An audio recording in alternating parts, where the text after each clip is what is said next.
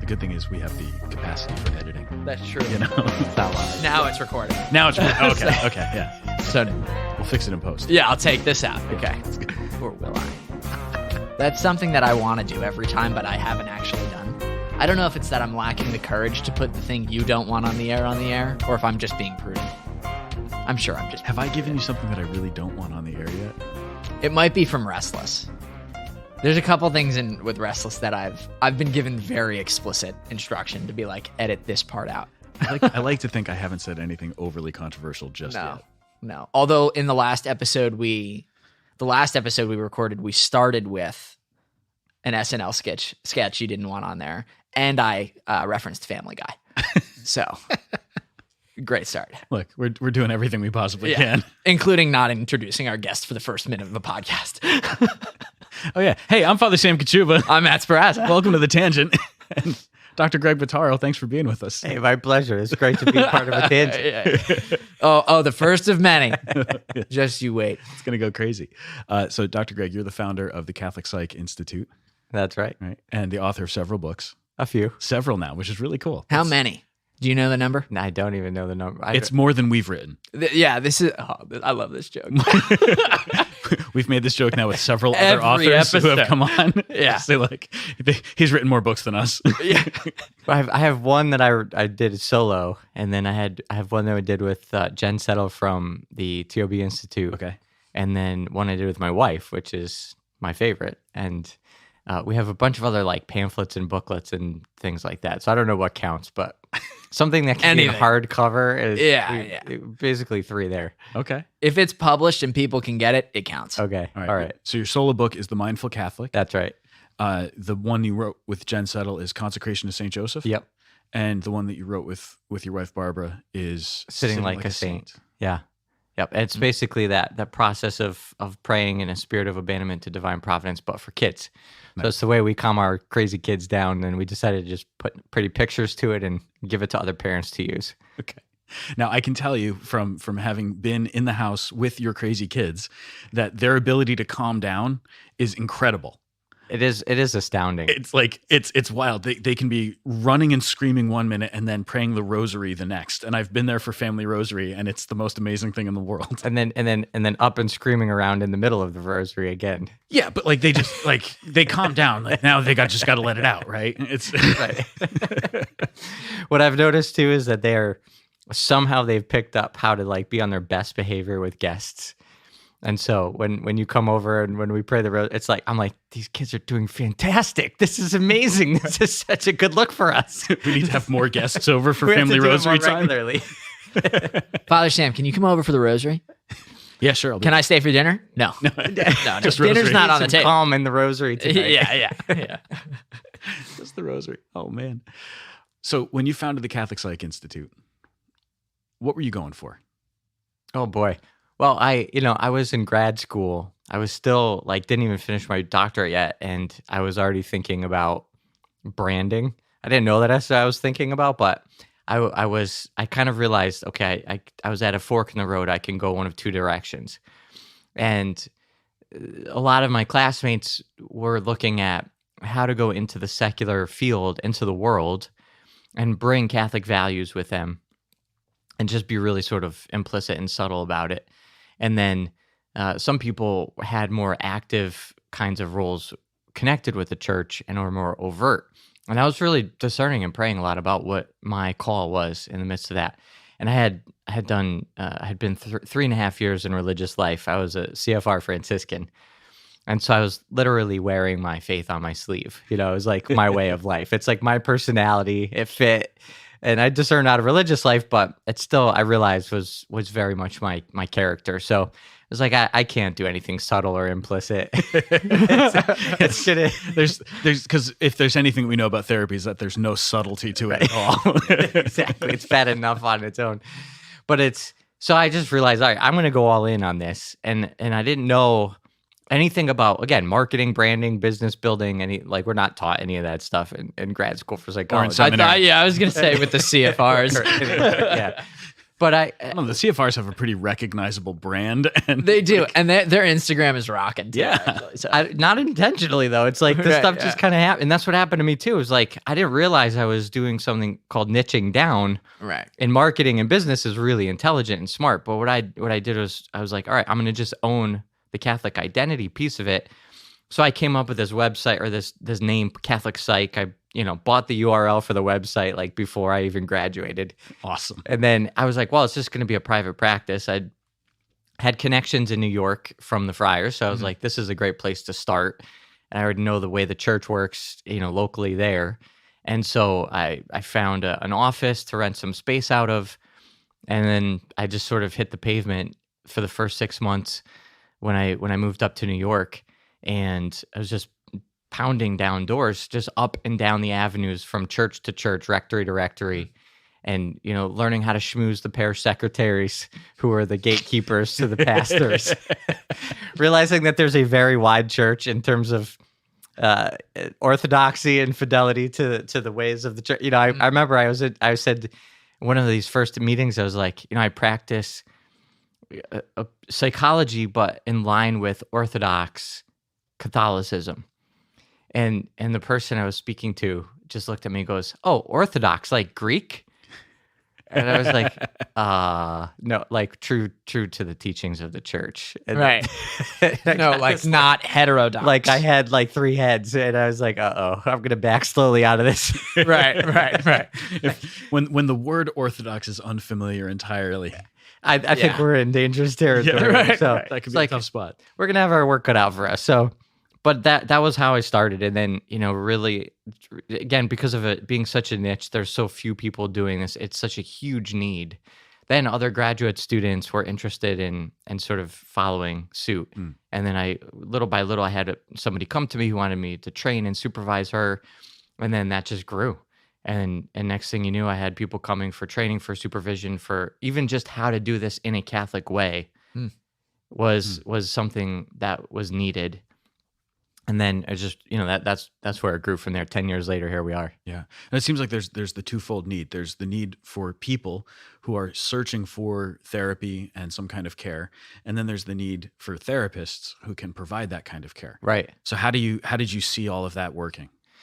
Yeah. I mean, I just was, again, I had just gotten engaged when I was graduating. And then I had signed a lease on the apartment where it was a studio apartment, 600 square feet in Manhattan. I moved up in September. So what did it cost? Like $5,000-$6,000? Yeah, it was something like some blood, Yeah. some signing over of firstfern children. Right, I forget the deal on the lease, but it was The deal. it was amazing. I was really excited. No, but I remember I moved in September, and we were going to get married in October. So my wife was still down in DC, and we were preparing for the wedding, and I was basically starting a business. And it was like, I don't know anything about anything. No pressure at all. Yeah. And then the plan was we were going to space out children a little bit and give it some time to kind of get our feet on the ground. That didn't happen. Honeymoon baby. Then I realized, okay, now you have like 6 months to actually get this sustainable. Wow. And take care of, rent and food. And so I was just trying to get my name out there to be available. Yeah. And that's why I thought pastors, people in church, the archdiocese. I did speaking for the archdiocese, the young adult stuff. I was doing pre-Cana, just anything I could come up with. And bringing in therapists or letting therapists know I was out there was kind of like accidental. It was basically colleagues from my school, and other people know other people, and then they started sending me, contacts and things like that. So it was all very spirit driven and very organic and accidental. I can't claim to have any sort of forethought on this at all. There was no intentional planning about this at all. I can't emphasize enough just how little I plan. I really, and how little I actually know what I'm doing. It's like, I really, if I give the impression that I know what I'm doing, please do not be fooled. That is an illusion. Wow. Do you find like people who are rooted in their faith might hesitate to seek out therapy? Might hesitate to seek some kind of psychological support? Yeah, I mean, honestly, I think everybody hesitates to seek out therapy for some reason or another. And faith is an easy scapegoat Yeah. And whatever people have at the forefront of their mind becomes the vehicle through which resistance and unconscious defense mechanisms and all those kinds of things sort of get into that car. It could be faith, it could be professionalism, it could be family culture, it could be a lot of different things. But people will find a reason to avoid opening up their deepest raw wounds and being vulnerable to places that they could be really hurt. Vulnerability is so hard. Right. Yeah, I mean, It's like it makes sense. Yeah. You know, it's like here's a Right. gash in your skin. Like, let's not open it up. Right. How about we don't look at the blood? What we were saying before, Matt, what did you major in college? I was a songwriting major. Oh, nice. Yeah. So you Yeah, majored in- I majored in rhyming. I said being professionally emotional, and Father Sam suggested I was also majoring in being emotionally manipulative. Nice. Because that's what songwriters do. Like they have to play with the emotion of the person who's going to hear their song, That's right? probably very well connected to therapy. I think Yeah, our training is I very rocked similar. therapy, man. I did therapy like a pro. That's Yeah. It's also why I'm a podcaster now. Right? I am professional at oversharing. that's Yeah. great, and you can manipulate people's emotions. That's that way. right. That's Yeah, great. yeah. Do you see that meme? It's something about like, I felt like my therapist told me I was doing well. And so now I think that I'm winning at therapy, which is a perfectly normal thing to think that I can win. Like, you know, yeah. When you've got somebody who's particularly religious though, and they're open to seeking therapy, one of the things that they'll often come up against is that the therapist that they go to has no interest at all in their religious background. It like doesn't incorporate their spirituality, and so kind of looks at them. And so I've talked to people about this, feeling like really kind of pushed away by their therapist because there's no understanding or accounting for their faith and their relationship with God. Yeah. Yeah, I think, I've gone back and forth on this over the years, but I think the real problem, the sort of underlying premise that we should look at first is that therapy is a thing. Like it's just overgeneralized. It's not a one thing experience. There's multiple approaches, there's multiple experiences, and there's multiple problems that are being solved. So we really have to first ask, like, what kind of therapy are you looking for? And so there's, if you need a nutritionist, if you're trying to lose weight, if you need a physical therapist, you had an injury, or you want to work on mobility, or you want to deal with something, like you have a very specific goal, and you find a coach or you find an expert in a particular field, and that's great. And you can have a sleep issue that you want to just work on this one little thing. So there are these little compartments, these little categories that you maybe can work with somebody who doesn't share your faith, and you can still get good nutritional direction, exercise direction, even sleep hygiene direction, things like that. When we start to go deeper into the person, that's when it becomes more important. And it's like, all right, how much of yourself are you opening up? Like we talk about vulnerability. Well, when you enter into a relationship, a therapeutic relationship, and you don't know what you're going to be talking about, that's pretty scary, and it's really vulnerable. And then you don't know where that conversation leads, where you're not going to know what you need from the other person. And so then if you're with somebody who you know implicitly at the deepest level you're not on the same page with, you're going to be guarded, even though you're talking about things that should probably go to those deeper places, but there's going to be that sort of unconscious or even conscious resistance to talking about opening up these things. We're not just talking about sleep problems anymore. Now we're talking about my identity, the way I see myself, my vocation, mistakes I made in college, like any of these things. It's like we need perspective from the person we're talking to that aligns on the deepest level with our worldview. Right. How disastrous it would be to, broach that topic of mistakes I've made in college to then have your therapist say that wasn't a mistake. Right. Exactly. Yeah. So there might be a reason why you're not sleeping at night. Maybe it has nothing to do with like the caffeine that you drank at 4:00 in the afternoon. Maybe it does, but also there's the mistakes you made in college that you haven't actually that are keeping you awake at night. dealt with. So that's why now I pretty much say people that are sort of open-ended seeking a therapist, I would say it's really important to find somebody that you align with in terms of worldview and faith. Right. Not to put down people that are doing it out there who they're probably doing good work, even if they don't have the faith background. But for people of faith, which was what you led with, it's like, Yeah. what are those people going to look for that would make the most sense? Right. Now there's that faith aspect, right? That covers the, if you are a Christian looking for a therapist, it's good to find a Christian therapist, right? But how about that? What seems to me could be a problematic issue of blaming everything on like spiritual warfare, right? How do you hold that balance? Yeah, that's the other side. Right. How do you look at it and instead of being like, maybe you had caffeine at 4 p.m., you're like, hey, just throw on a St. Benedict medal. Right. You're good. Yeah. Because I mean, that seems like that could be a temptation as a lay person, not a priest nor a therapist. I see things like this and I'm like, man, what prayer should I pray? Right. And maybe I should stop drinking coffee at 4. Yeah, and I think that is part of that resistance that comes up, and this is one of the deepest sort of missions of our institute and my work that we've developed is a sort of preservation of and a support of the integration of the human person, and really it's a reference to the incarnation, Right.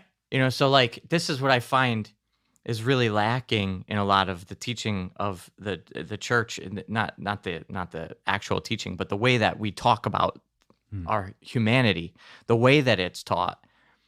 We lose sense of our humanity. We lose sense of the fact that it was through humanity that God entered into our world, and that is the path towards perfection that he provided for us through Christ. So we're not going to find a path outside of our humanity that leads to the resurrection. It's going to be through our humanity. So what does that mean? Practically speaking, it's like, all right, your biochemical neural pathways matter. Right. Your hormones matter. Right. Yeah. What triggers your adrenaline and cortisol matters. What makes you feel better? What triggers oxytocin matters. Like all this stuff, the matter matters. The brain matters. And that's why it's so easy to become less human by being over spiritualized. Yeah. And it's not who we're all called to be. It's not who we're created to be. So that all the Benedict medals in the world is not going to help the problem. Right. Yeah. And then at the same time, you can over psychologize almost. Like you can get too much into, we're just going to psychoanalyze the heck out of everything. Right. And there's nothing incarnational at all. Right. Yeah. There's nothing transcendent. Right. Nothing spiritual. And that's what ends up, it's funny because a lot of times people will ask the question about spiritual warfare, and we do work with exorcists, and, consulted with exorcists in a number of different cases. And we have some on speed dial that we'll often reach out to. Right. And people say like, well, how do you know the difference when it's, symptoms that you're looking at are one or the other? And it's like, the question is wrong from the start. It's always both. Right. It's just a matter of what particular specialist do we need at this point in the process. Yeah. If we're really working with the full suite of tools available, like everybody should be going to confession. Like that's the number one first step in terms of the spiritual battle, spiritual warfare. Before we're talking about, getting permission from a bishop for an exorcism, it's like, all right, did you go to confession? Right. Because that actually is how to block out the devil and the work of demons. Yeah. It's like, are you right sacramentally? Right. And then, but also there's all the psychological stuff that accompanies it. And that's why I love the book, Screw Tape Letters by C.S. Lewis. Oh, I love it. Yeah. Because it's very clear that the devils are using our psychology. It's not an either or. It's always both and. And in any exorcism case, it's like, where are the psychological wounds that are festering and that are opening up doors that are allowing for the spiritual work to happen? And in every psychological case, it's like, where are the spiritual compromises being made that we can shore up? And it's not, again, it's never either or. It's not like, oh, if you just go to confession, everything's going to be better. No, that's not what we're saying.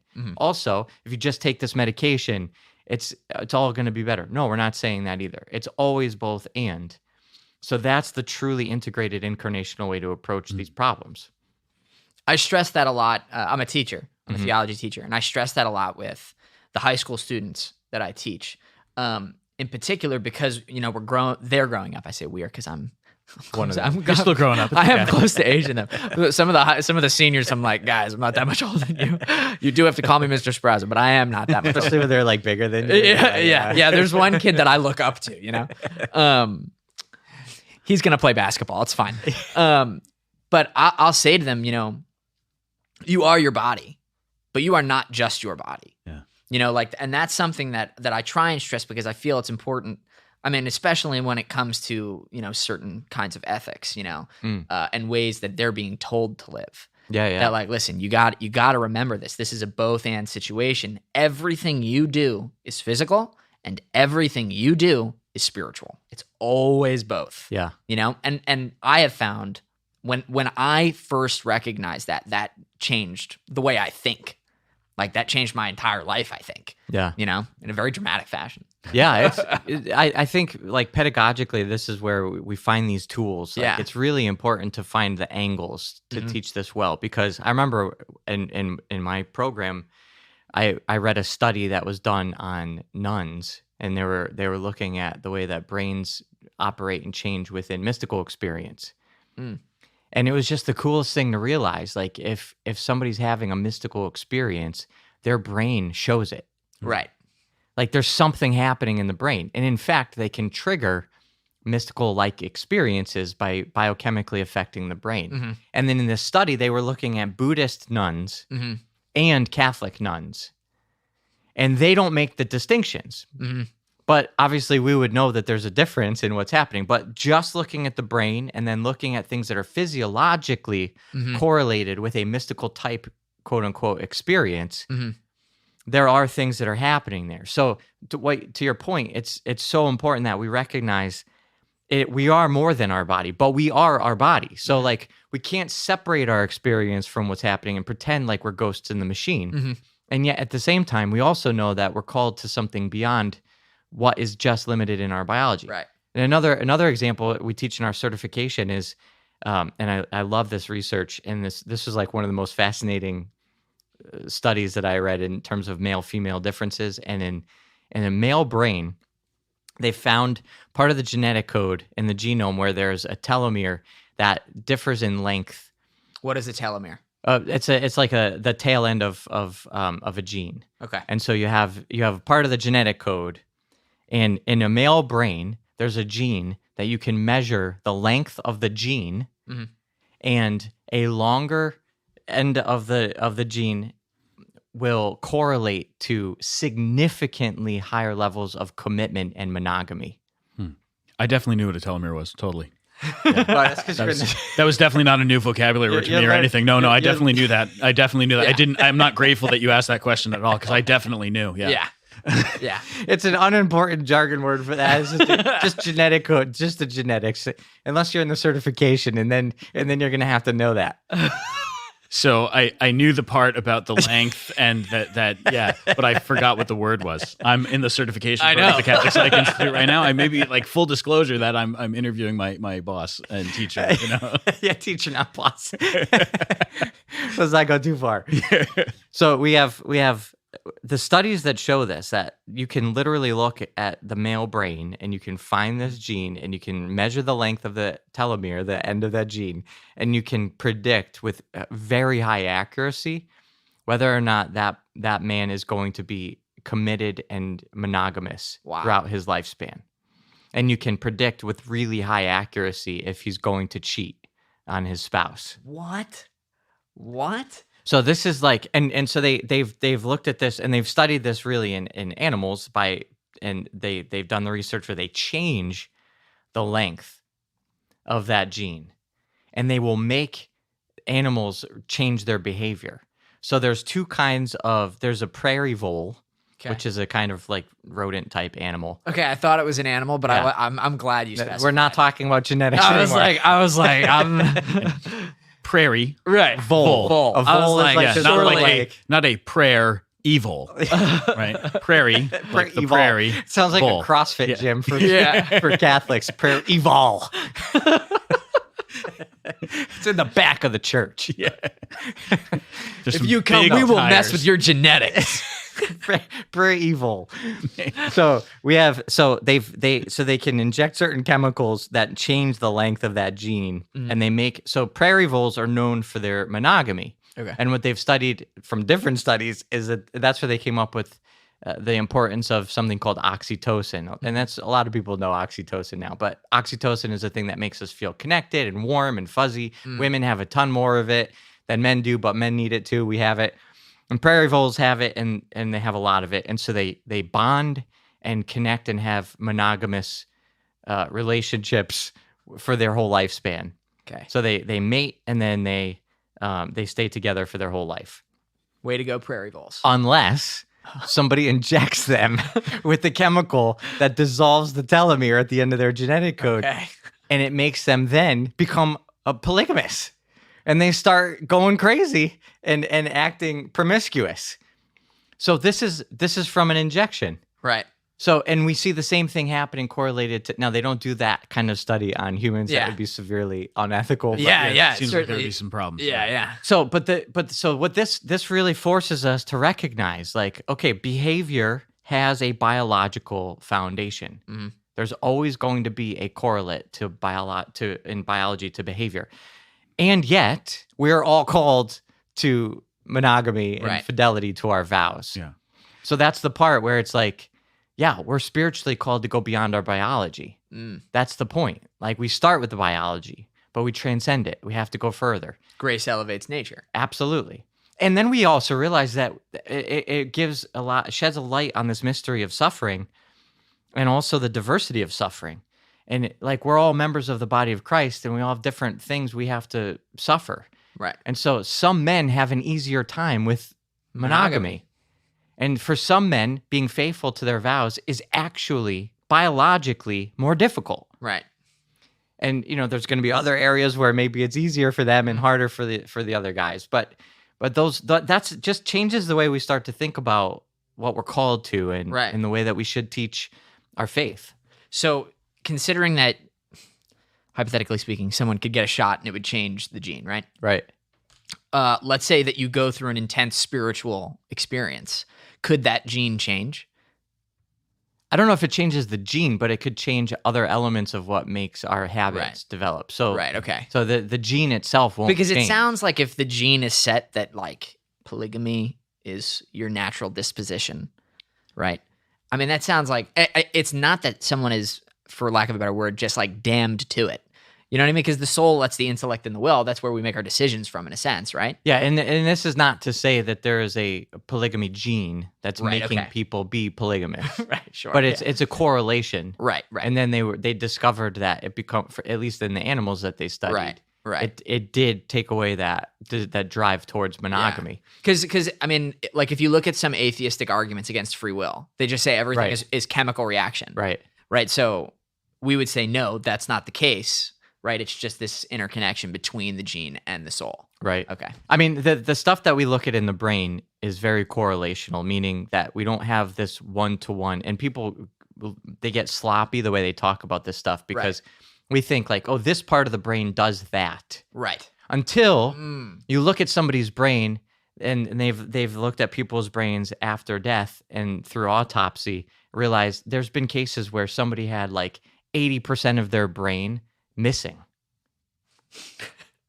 And then the brain that's there reorganizes itself and different parts of the brain start doing different things.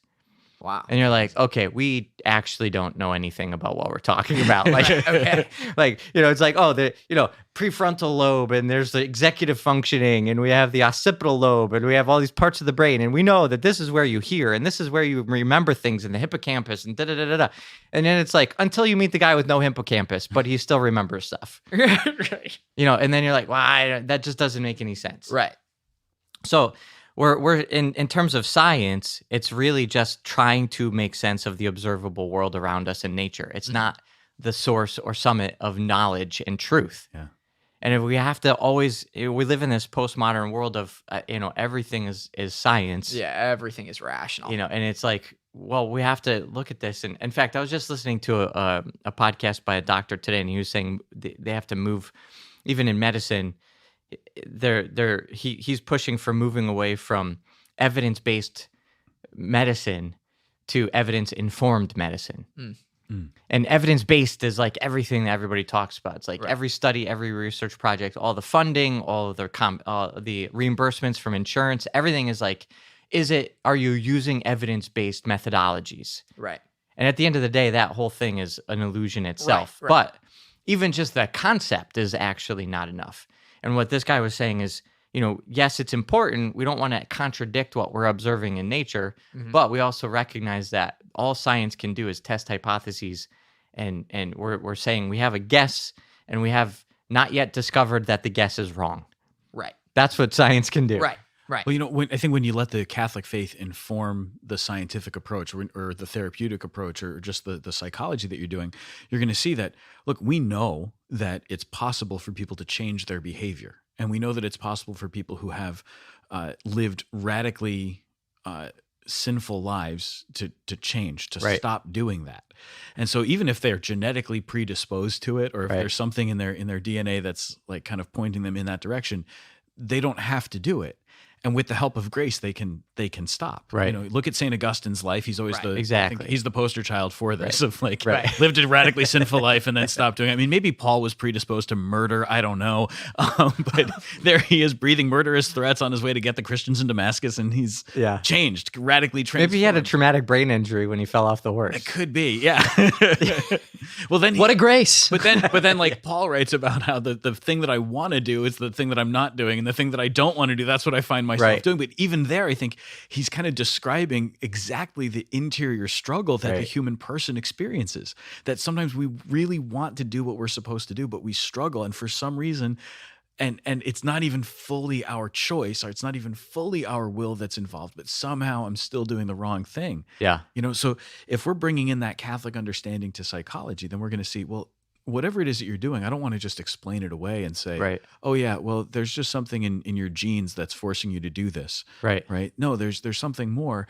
And here's a way towards healing. Here's a way that both our scientific understanding and the things that we know about the human brain and the human psychology and the things that we know about the soul can really inform what you're doing. Right. And so this is where I think really interesting research could go to the next level, where we take men who have been committed and faithful and monogamous because of being faithful to their vows, men who are living the hard life of a Catholic spirituality, looking at them and to see, okay, what percentage of this population actually has that shorter telomere length? Can we find... And a telomere is a part of the gene that's at the tail end of the gene. Just, yes. Just so you know, Matt, I Thank wanted you. to make sure that you understood what a telomere was. I didn't before, but now I do. Yeah, no, thanks. All thanks to you. Great job. Really That's good. Really proud good. of my Dr. Sam, I mean Father Sam. Yeah, really good at explaining stuff. You make us proud.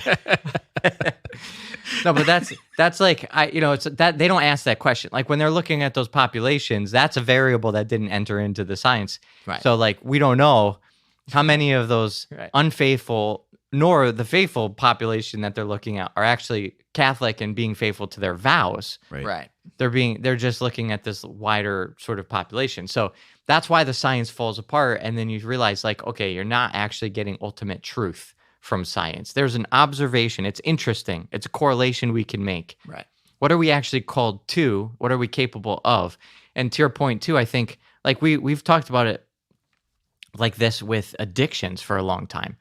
And without even necessarily knowing the brain science, but there seems to be people that have genetic dispositions towards the more quote unquote addictive personality or addictive dispositions versus people who don't. Now, we're all called to not be addicts. Right. So like whether we have that or not, and you have people who have maybe suffered deeply from alcoholism or other kinds of addictions, and they have actually found freedom.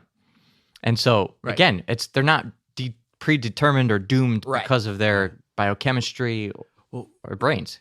Do you remember the name of the saint that Steve referenced this morning in his talk? The opioid addiction? Yeah, there's a saint who's Chinese, and he was an opium addict. Oh, I remember hearing about I think him. Saint Mark something. I can never really remember don't his remember. name, so I apologize. We'll put it in the show notes. Yeah. We'll find the actual name. But he was an opium addict, and for years he did not receive Holy Communion. Yeah. He didn't receive communion because his confessor said, well, you keep sinning by using opium. And he couldn't stop. And I think the lack of an understanding of what addiction really was at that time and what we understand about addiction now, I think would allow for a much greater mercy Yeah. towards the addict, to understand there is something that's out of their control, and to break the addiction is really Yeah. important. You almost see in his life maybe an overemphasis on the spiritual healing. Like if I just pray hard enough and go to confession often enough, I can be healed of this affliction. Yeah. Which, like you said, that's the foundation, that's Right. the start. But there's got to be something else. And so, I mean, dealing with people who are in recovery now, what I always see is on the one hand, there's confession and prayer that really helps them, but then there's also the hard work of dealing with changing their behavior and talking through what triggers the addiction. Like, why is it that I'm looking for this? And when Yeah. they start finding healing for the reasons that they're going to that substance or whatever it is, Yeah. that's when the real progress happens. Yeah, and that's something even in itself has really changed. Even in the last 10 years since I started. When I first started, there was not a whole lot of connection between addiction and trauma. And addiction was like this own thing.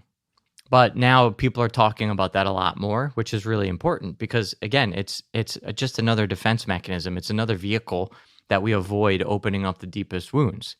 And so you're right. Like there's always going to be other reasons, and over spiritualizing it is never going to get to the heart of those things. It's like, all right, what are you actually avoiding in your life? And the more that we look, the more we find we're like the connection to avoidance and defense mechanisms, even with other things like ADHD, something that you think is totally unrelated. Oh, that's just organic. That's just biological. We just need medicine for that. Or there's more integration involved here, and there could be depression. It could be anxiety. It could be any of these other things. Personality disorders, certainly, that when you walk with somebody individually and you start to go unpack those deeper layers, you realize like, oh yeah, you're actually operating in a way to avoid really uncomfortable things from your experience. And that's where you need the help to walk with somebody who can help you confront those things. So that's one of those areas where, yeah, the field has developed so much. Yeah. And there's such an important development there. You were doing something 10 years ago that nobody else was doing, in doing online therapy. Oh, yeah. And then, of course, the pandemic happened and everybody started doing that. Yeah. What was it like for you being on the cutting edge of something that you didn't expect to be on the cutting edge of? Oh, it's just pure vindication when people started asking me, how do you do this? In the beginning, people did not think it was good. And for me, it was, I stumbled into it by necessity. I had my little closet office in Manhattan, and I was working with somebody. I was coming down from Connecticut at that point, and I was working with somebody else who was coming, I think, from New Jersey, and that person was dealing with some anxiety, and they had to get on a train and come to find me in my office in Manhattan. And by the time they got to me, they were so riddled with more anxiety. It took 25 minutes of a 45-minute session to come to reground and center out of that anxiety. And then we had to prepare for going back on the train. It was just like, this is a little crazy. And because they wanted a Catholic provider and there was nobody else where they were, so I was like, listen, why don't we do this online? I used Skype at the time because we didn't even have Zoom at that point. Yeah. And so started doing it out of necessity, and it was great. And we had rapport, and we had, it was very personal, and it was working, and he was able to work through some stuff. So then I just started to look how the human approach, really thinking about the good of the other, maybe steps us outside the parameters of the sort of practice as it's done. But if we're practicing for a higher purpose, then there's some confidence and support in that, and that was what I needed to tap into in my prayer life and my faith. And then little by little that became the norm. So then, like I said, I was happy when other people started asking for advice on what's the best program to use. What does your informed consent look like? What do your forms look like? How do you So it was like it was great to be able to give back in that way. And not say I told you so too much. Right. Yeah, that's awesome. So you go from a lot of that online therapy and then into let's talk about IDDM. Yeah. Yeah. So next iteration, Yeah. the next step out. Yeah, I was doing a lot of therapy. We should tell them what IDDM stands Yeah, for. we'll break that open. It stands for Integrated Daily Dialogic Mentorship, and it started from just hitting a wall of real frustration with the secular model of how to do therapy, and anybody, Catholic or not, Christian, anybody with a license is learning a secular model of how to do therapy. And that framework is developed by the organizations that are set up right now to dictate those things, and mostly managed by reimbursement, by insurance companies. So you need to have a code. It's got to be a 45-minute session or maybe a 60-minute session, and it has all these different ways of getting reimbursed. Well, I kind of felt at one point that I wasn't doing enough, and I hit a wall, and that's normal for every therapist to kind of feel that way at some point. But mine was driven by a deeper movement of reevaluating who I was working for, why I wanted to do this in the first place. So I kind of went back to the fact that I originally wanted to be a Franciscan. I was like, I had a vocation that I was discerning to give my entire life to God. And then I deepened that discernment and realized that to give my entire life to God, he was actually calling me to marriage. And then I was discerning in that space to say, okay, I'm going to be married. I need a job. What would I do for gainful employment to support a family? I want to keep helping people. But that was my trajectory. And then you go to graduate school and you have to go through these, the gauntlet. And social psychology will teach this itself. It's like when you're a student, when you're an underclassman, you sort of give up your way of thinking about things and you just accept whatever is told to you from the organization. Mm-hmm. And so you can pass the tests and you can check the boxes and you can get all this stuff. So in that process for me, I discovered that I had left behind my initial drive and vocational desire, and where that was coming from, just to sort of like get the approval of the APA, get the approval of the state licensure, all this kind of thing. And then I just buried my head and I got to work. And of course, I'm bringing the faith into it. I'm doing everything I can to be Catholic. But I just kind of hit a point where I was like, can I go deeper with this? Can I think about this, and bring more? And so I said, if I start from scratch, how would Christ help people or want people to help people using the sciences? So being aware of the psychological data, but following him in the way that he showed us how to encounter others. So long story short, that was the background to it. And then we developed this different way to help people on a daily basis. I realized Christ actually comes to us, which is the opposite of what I did as a therapist. I sit in my office, I have my waiting room, you fit into my schedule, you come out of your life and you drive to my office or you set up your computer and it's on my schedule. Like that's the opposite of how Christ actually encounters us. So how could I enter into somebody else's life instead of making them come to me? And then, it would be on a daily basis or a more frequent basis than 45 minutes once a week. Mm-hmm. When people give 45 minutes once a week to God, usually the priests tell them, stop doing that. Faith is not supposed to be just a Sunday event. Your religion is not just about going to church. Right. So like I was like, but that's all we're doing for people. Like this is the opposite of what our church actually teaches us. So again, trying to weave together using technology and really meeting people where they are and trying to let this be a channeling of God's grace that he's given me that I want to actually share with others. Mm-hmm. And that's why we developed this new model. So how's the model work? So let's go to the brass tacks of like what the heck. So I give you this injection, and you become a polygamist. Oh no!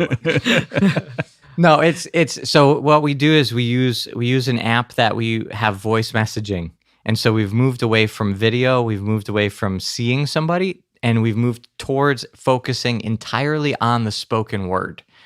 And what we've realized is within the context of wanting to heal, we open up more when we're listening or talking instead of getting almost distracted by all the sort of physical things that are happening, visibly. And a lot of times people's first question is like, that's so impersonal. Isn't that less personal? It's not really meeting somebody. And it's like, oh, just try it. When you're actually in the midst of a conversation with somebody every day, where you're opening up your deepest, darkest secrets, you realize how quickly it gets very personal. Right. But what we realize is that actually there's a lot of distraction that comes in through the door when we see people. And this is not how we would teach people how to date, how to form a romantic relationship or a personal relationship, because there is something missing. But what you're doing in a therapeutic relationship is not trying to build a lifelong real relationship. You're trying to have a relationship ordered towards a particular goal, which is to have the safety and security to open up these wounds, to let God's grace channel through that so that you can be healed. And so in that case, for that purpose, we don't need to see each other. Well, I need to listen and understand what you're saying to me. And so the spoken word becomes the most important focus. And so we use this app. We have voice messaging back and forth. It's available every day. And then we just get to work. So we have, we work for a month at a time, and sort of people commit to doing this for a month and then maybe extend that ongoing. But that's what it is. It's every day back and forth. And how long does it typically take for, I don't know, to see progress compared to like a traditional model? So when I first started this, I took the patients I was already seeing. Okay. And I let them. Were they afraid to do that? Some of them had questions. Yeah. I mean, that makes sense. Anything new, right? Yeah, anything new. Some of the people less familiar with technology were reticent a bit about using an app. Yeah, sure. And I had the benefit the first time around. I was in the office with my patients, and I was like, all right, like, give me your phone. Let's do this right now. Like, well, I helped them load the app, and I set up, helped them set up their account and their username and all this stuff. And then we did it in the office. I was like, all right, I'm going to press the button and I'm going to speak and you're going to hear it. And then vice versa. It was like a walkie-talkie app.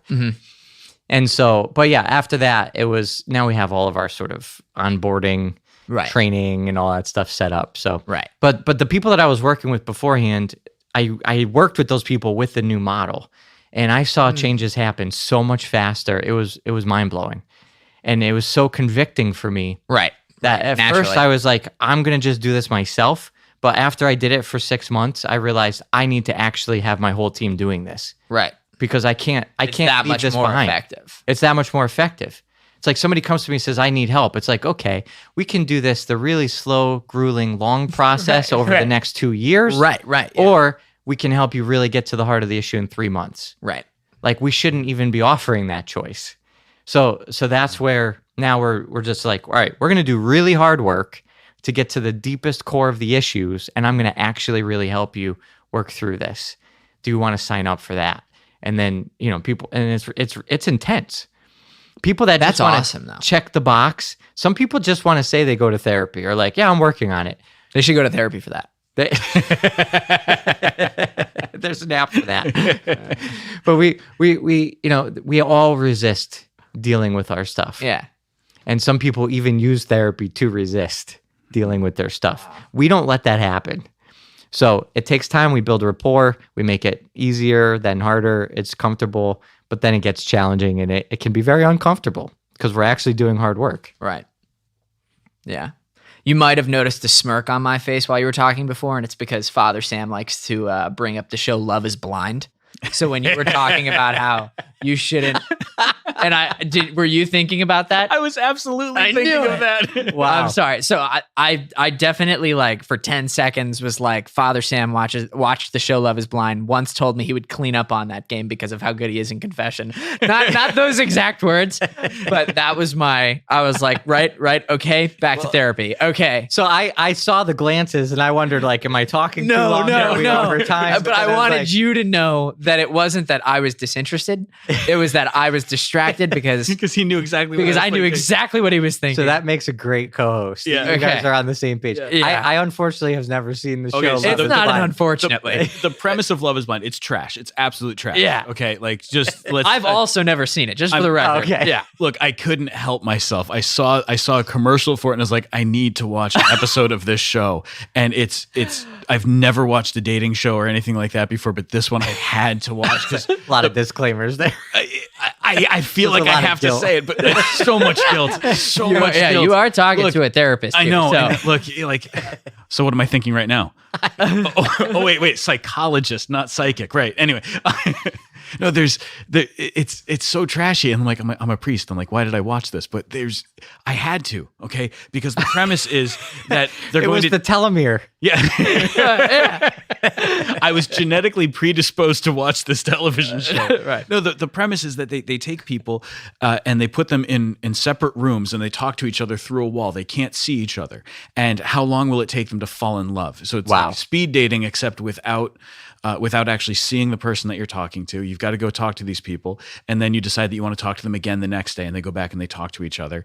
And it's like all this stuff, and they're supposed to be opening up to each other and like getting vulnerable because they're not so much focused on their appearance or anything else. They're just sitting in a room talking to each other. And it's outrageous, but I was sitting there watching it going like, I remember one person was talking and I'm like, oh man, that's a really deep wound. That's a really bad habit that you've got that you're struggling with. And I'm like, I'm just thinking of it as a confessor sitting on one side of a screen and listening to people talk and being like, look, over time, it's got nothing to do with like, I can't read souls or anything like that, but I've learned how to hear certain things in a person's voice or how to hear certain phrases and recognize that they're really talking about something that's deeper. Yeah. Or even like tones of voice. So like there's this one girl and she's using this tone of voice and I'm like, you're trying to sound cute.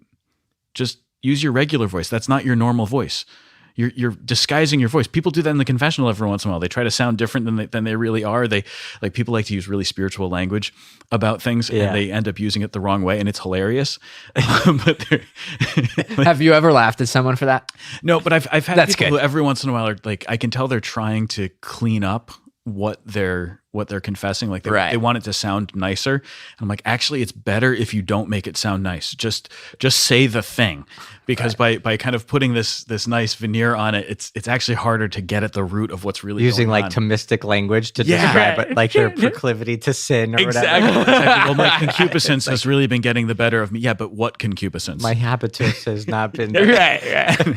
But there's something so real about this. So in this form of mentorship and discussion with people, that you're just listening to what they're saying. Yeah. It's true. I mean, this is why confession has always been somewhat anonymous.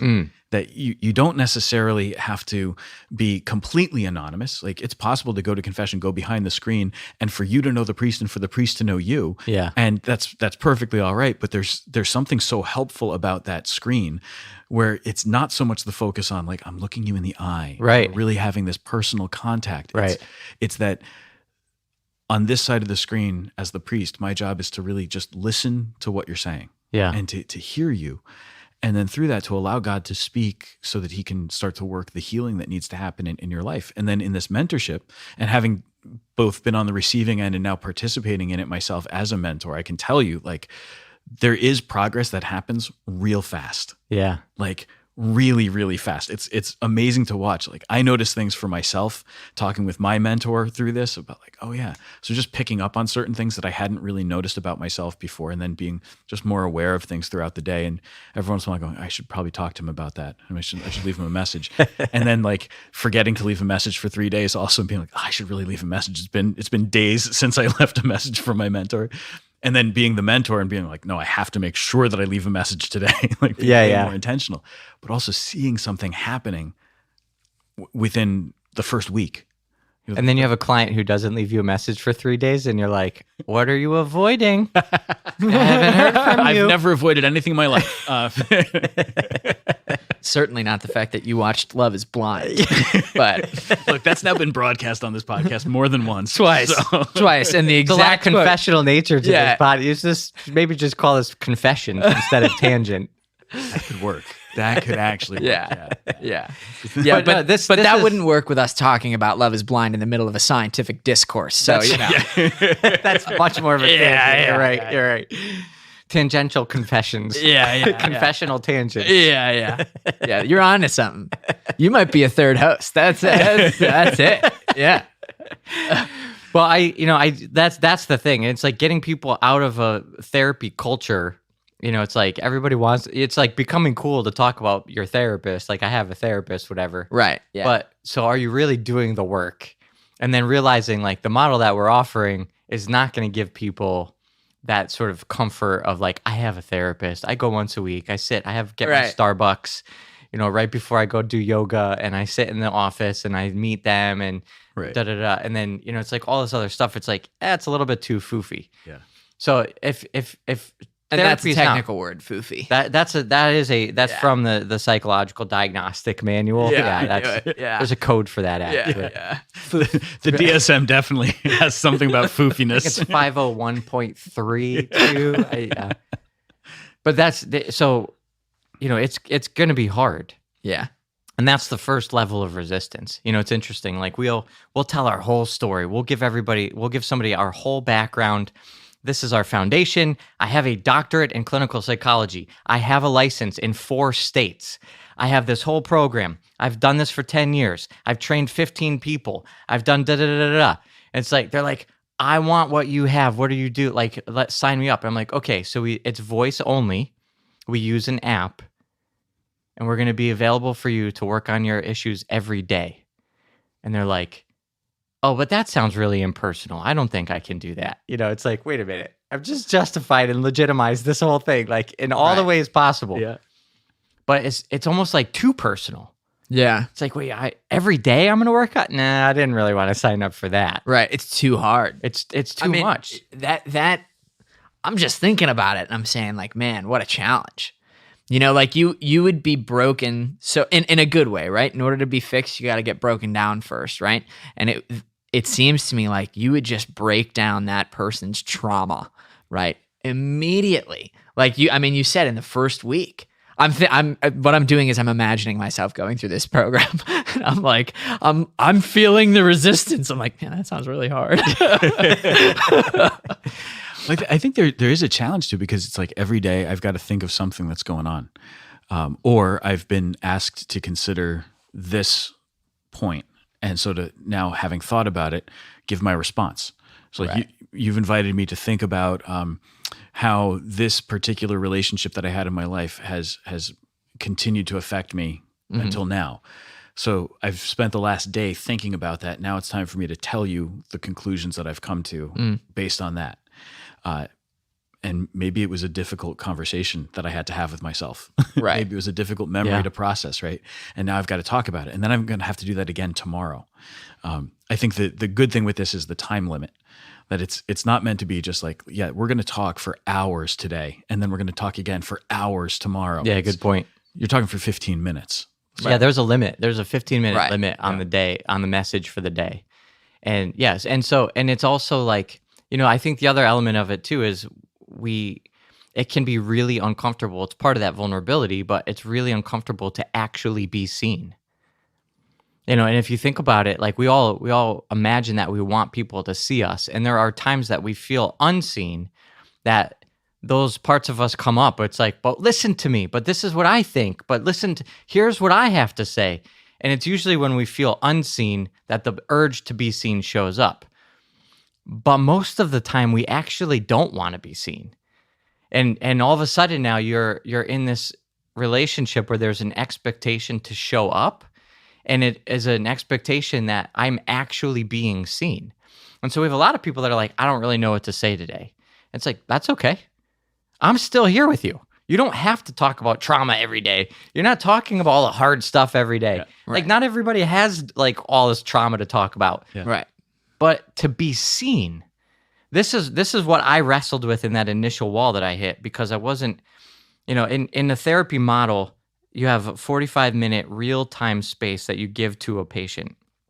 And it's part of boundaries and self-care for a therapist to not think about that patient anymore outside of that time. And if you think about it, I have a full schedule. If I was seeing 30 clients and all week long I'm seeing clients. Like, it's really wrong for me to be seeing my Thursday 2:00 client on Monday at 5:00. It's like I'm taking away from Monday at 5:00 patient if I'm thinking about the other one. Right. So I have to block off time, and that means I'm actually only seeing my patient internally, externally, personally, interpersonally once a week for 45 minutes. Whereas in this model, I'm giving some time every day to everybody I'm seeing.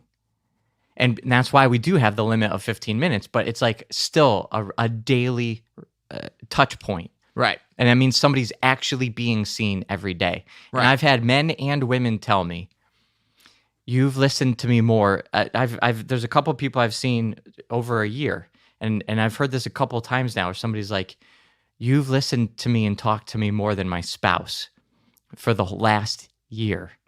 We've talked almost every day for a year, and you know me better than my spouse does. Wow. And that is intense. Yeah. But it's like that's the space where this stuff comes out, and all 1 year turns into 5 years really quickly when we're just avoiding, ignoring, not being seen, just going about business as usual, doing our patterns, our habits, or whatever, until there's a fight, until there's a fall, until there's something that Right. we're like, oh, I really got to work on this. But then the next day you're like back to whatever. Out of sight, out of mind. Exactly. But this is like, no, let's focus in. Let's do some hard work. Let's open things up and like be serious about transformation. That's what we're here for. Yeah. Have you ever done the Ignatian spiritual exercises? Yeah. Oh, yeah. So when you go and if you do an 8-day, or have you ever done the 30-day? I haven't done a 30 day. I want to do a 30-day so bad someday. Someday I'll do it. Can you explain it to someone who has never done it ever? Sure, like a telomere. It's There's shorter ones and longer ones. Exactly. That's actually literally true. So you have the spiritual exercises. If you do an 8-day exercise, you're basically going through some aspect of the spiritual exercises of St. Ignatius of Loyola. And the idea would be that every day you meet with your director. So while you're on this retreat, you're meeting once a day with the director for a period of time, and the director's kind of walking you through the exercises. So each exercise comes with like a meditation that you're going to do, and then some time to reflect. And then you're going to be asked throughout the day to reflect on this exercise and to do this in like take some time to pray at this time, and then later on do another holy hour and pray this way using this exercise. And then tomorrow you come back and you talk about what the experience was like. And then the director might tell you to stay on that exercise and continue with it, or might move you on to the next exercise. If you're doing the 30-day, the idea is that you're going a little bit more in a focused way through each day of the exercises. And then you can do what's called the 19th annotation, which is less, it's weekly that you're meeting with a director, but you're committed to daily some kind of prayer and journaling and this processing. Because as you're talking about this, what I was thinking about is how this could really impact spiritual direction. Like it's great for mentorship and everything, but like what I find with the two clients that I've been talking with is that because I'm a priest partly, there's this little bit of spiritual direction that's coming out as well. But I've also noticed in meeting with people while doing spiritual direction that a lot of the same principles very much apply, but spiritual direction maybe is once a month. Yeah. Well, this is it. This is exactly right. And actually, so the third quarter, which you haven't yet started in the certification. No, I get to start that in Holy Week because you're so merciful to me that you'll let me like start the toughest part of the program like in Holy Week, which is a really relaxed time for most priests, you know? Like I said, some people have more suffering in life and some people have less. So for all the family men out there, we're like, that's an easy week. Yeah. We'll make some allowances. Fine. For you. No. It's okay. Because then you're going to throw out that like, yeah, you have 7 kids all the time, and I've got Holy Week once a year. Yeah. No, let's compare apples to oranges, Greg. That sounds like a great idea. I didn't even think of that, Father. So more confessional tangents over here. Yeah, it's true. Our third quarter spiritual concentration is the spiritual exercises. And so we actually break open.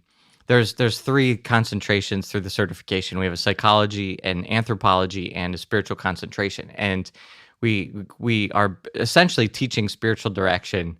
And so the fourth quarter, we end with real tangible, practical connections to real spiritual direction.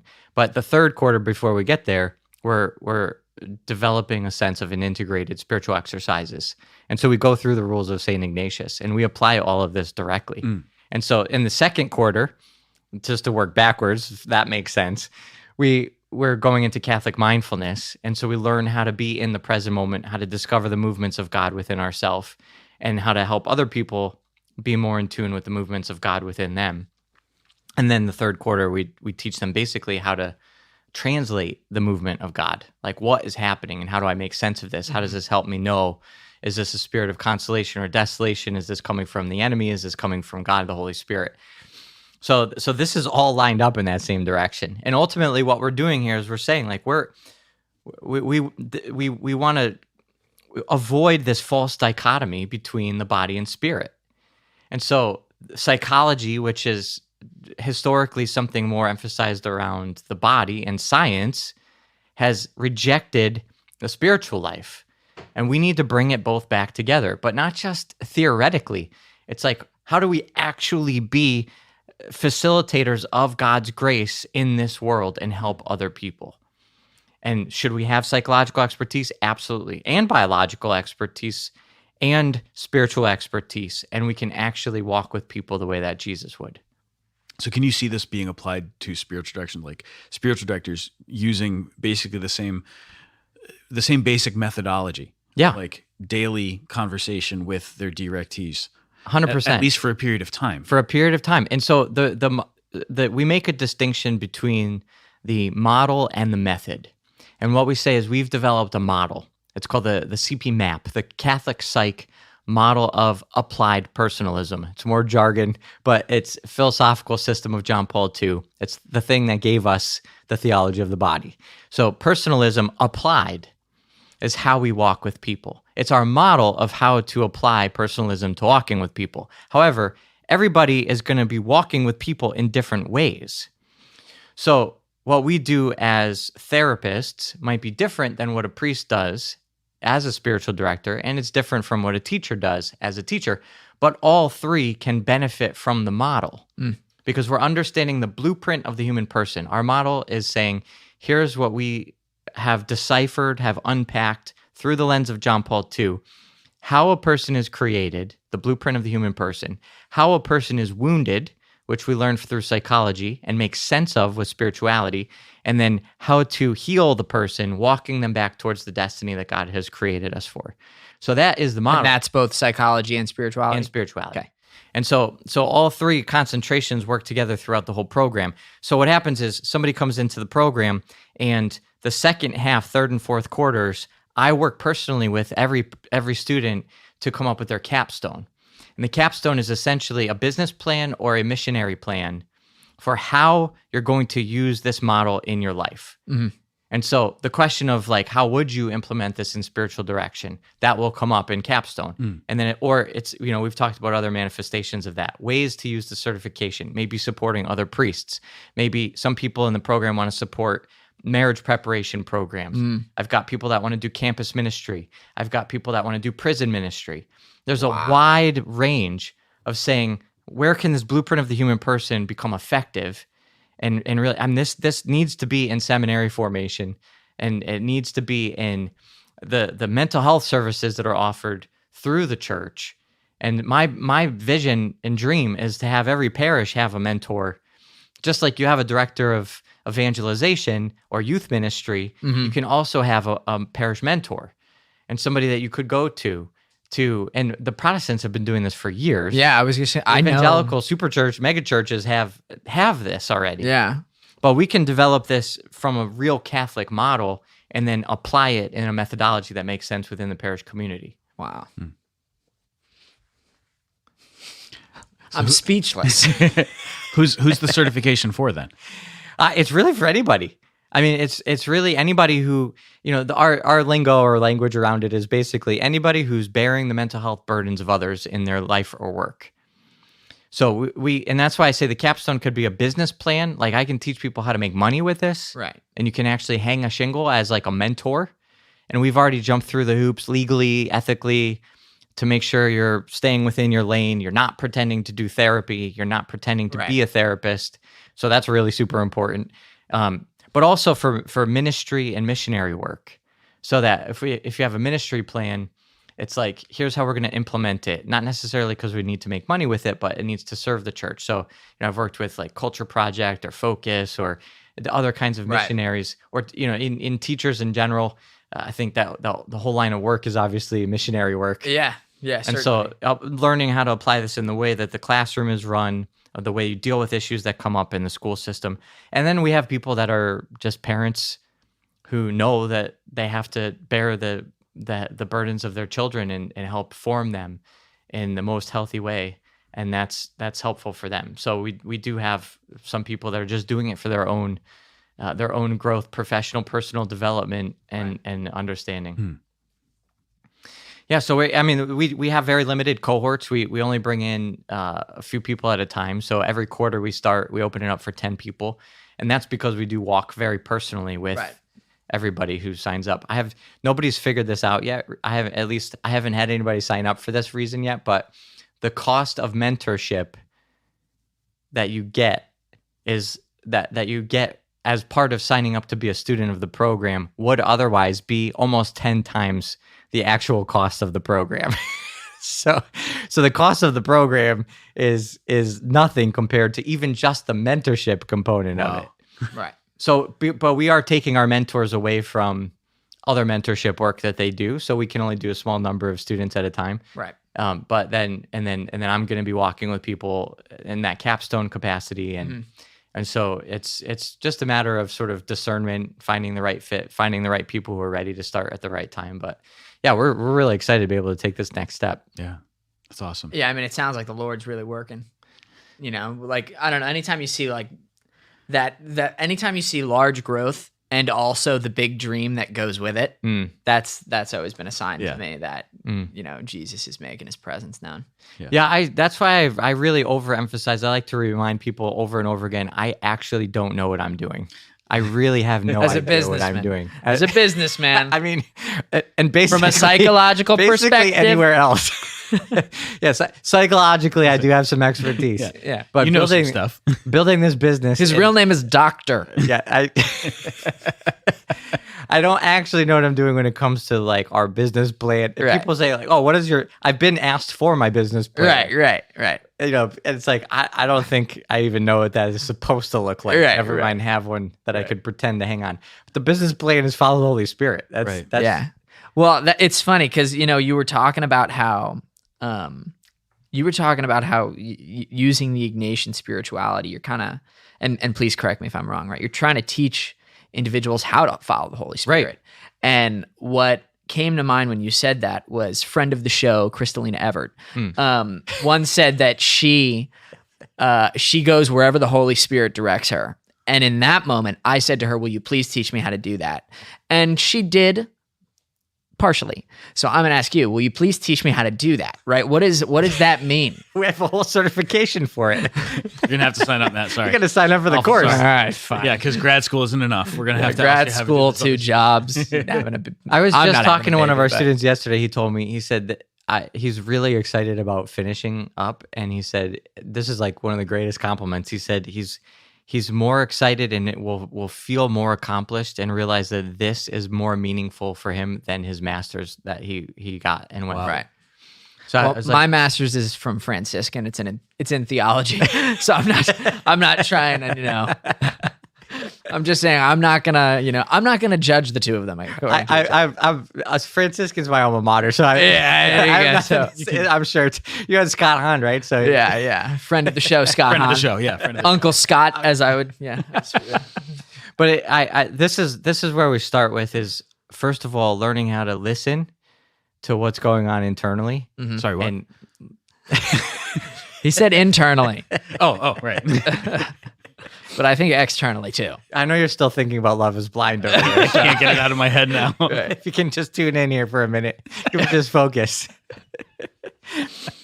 We have so much noise so many shows running through our brains. I know. And so much that it's really the model of Elijah going into the cave, and we let the storms go through and we find the still small voice inside. So that's really Catholic mindfulness, is about how to dial in to whatever's happening internally in the present moment. And then the second half of that is really discerning, making sense of it. So we get all sorts of movements in us if we're paying attention. Number one, we have to pay attention. I want to interrupt. So I would say I'm undiagnosed ADD. Okay. And by that, I mean, my uncle's a doctor, and I once said to him, will you run a test on me? And he said, I don't have to. You have ADD. And I was like, okay, fair enough. But how do like you a diagnosis? Yeah, I guess, right? It was fairly informal. We were in his living room.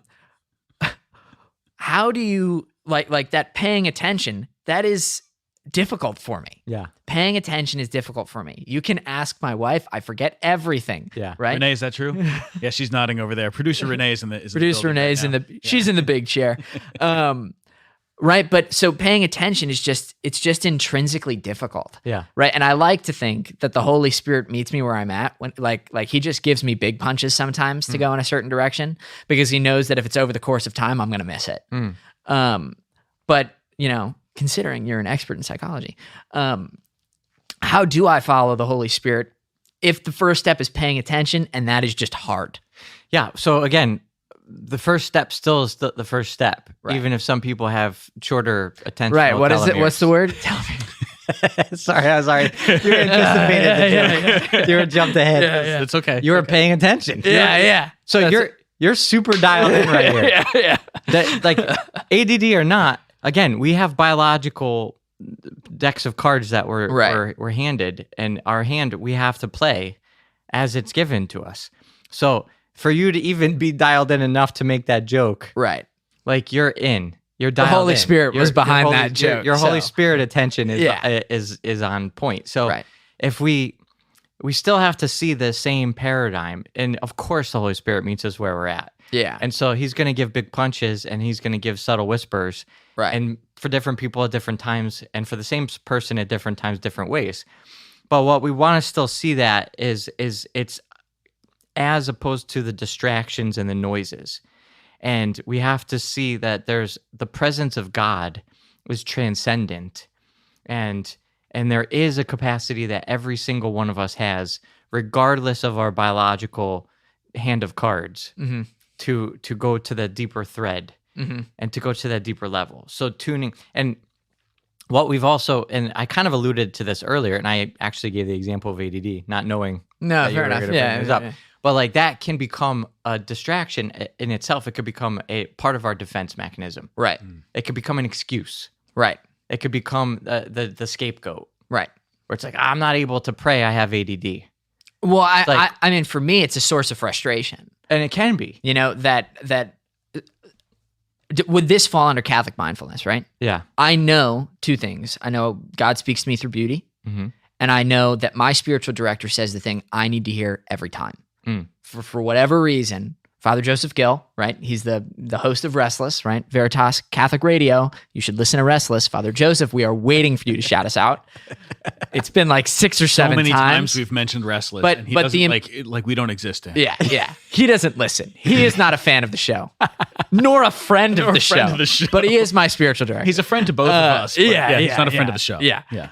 But he really does. He hits it on the head so often, to the point where like and oftentimes it's in confession, but I've walked out and I've said like, man, like I've said it to Renee so many times, like he just nailed it. It was exactly what I needed to hear. So would Catholic mindfulness be just me recognizing that? So here, let's back up another step, because you also mentioned beauty. Sure. So I think the first thing to say is we want to clarify and dispel misconceptions about what paying attention actually means. Great. Okay, because Great. I need this. because if you're sitting there thinking about some Buddhist monk on the edge of a cliff, Right. cross-legged with his fingers touching and Yeah. oming or whatever, like Right. that's not it. Right.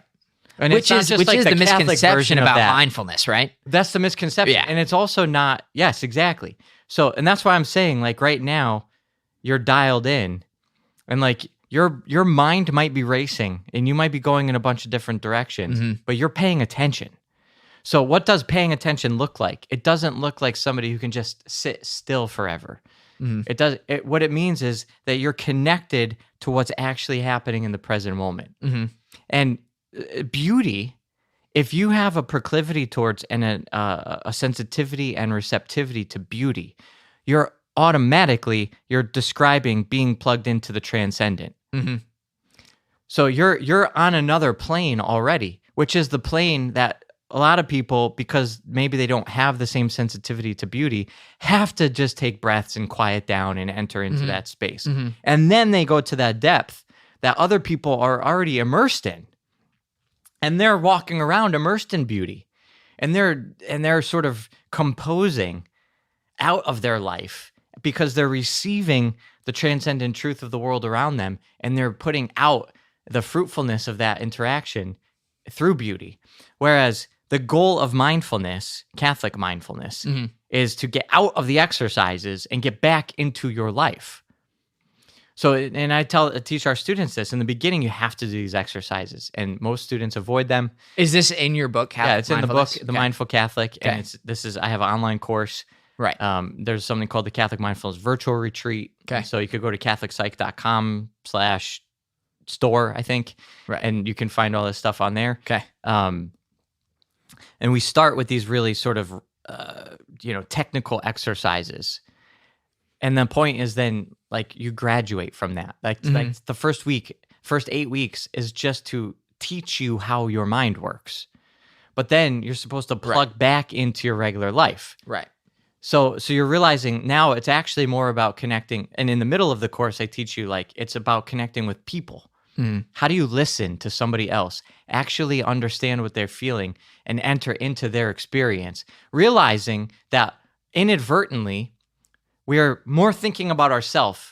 So that's an example here. It's like you're in a conversation with somebody else. Let's say you're I just did it. you did it with I me? just did it. Yeah, I'm sorry. You're in a different world right now. Yeah, You know, yeah. I Well, can I did see just say I have already. ADD. I'm talking too long, so clearly, like, I'm not paying your attention. But No, that's not it.